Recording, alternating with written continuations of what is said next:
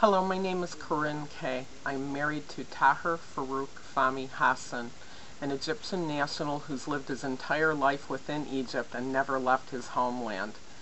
He's a well-educated man with a law degree, yet he's unable to have steady work. He's been reduced to taking odd jobs just to be able to feed himself and pay rent and have enough money to speak with me, his wife, online at a cyber cafe so that we can see each other on webcam occasionally and talk and communicate. After several months of marriage, we had decided it would be best for our future if we pursued an immigrant visa for my husband to travel here to the United States to become a permanent resident and eventually have the dream of American citizenship here, where he could pursue a career and we could make a home together here and just have a simple, happy life, being in a home and just a normal day-to-day life that people here take for granted.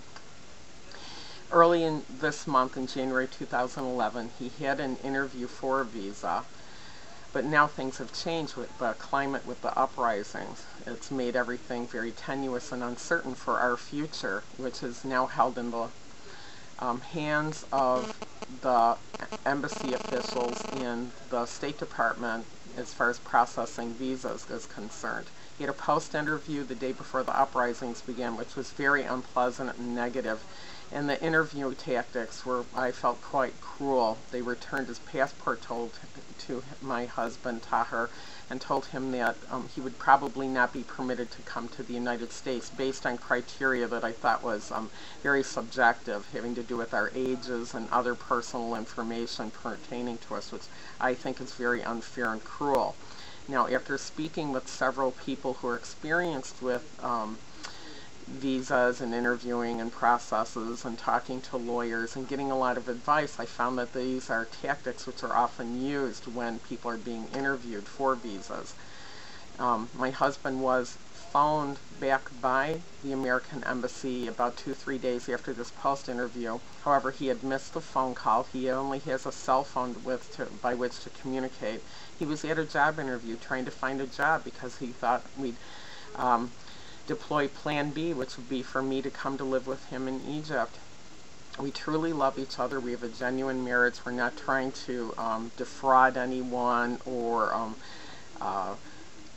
utilize some sort of scam by which we would gain anything illicitly to bring my husband here. We genuinely love each other. We're legally married and we want to have a life together, and we feel that the institution of marriage is sacred and it shouldn't be held up to the scrutiny of American government or any other government as far as its validity.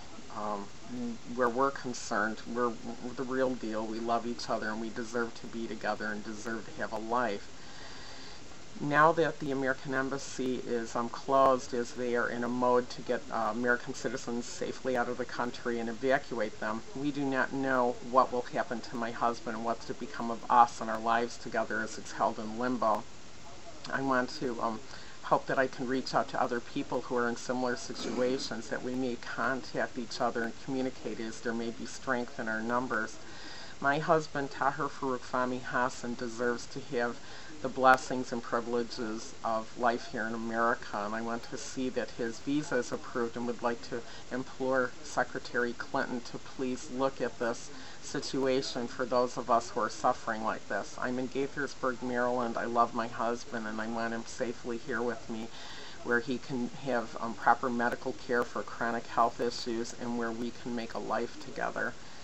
This is no way to live, with me camped out in my living room with an air mattress as I sleep day and night and keep my television on with the news and have myself perched here in front of a computer just so I can know and have some sort of hope.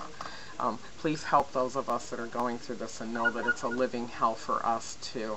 I thank you and want to call attention to this situation so that we all may have help.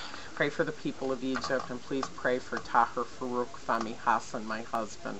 I love him very much and I want to be reunited with him and have his visa approved as soon as possible. Thank you.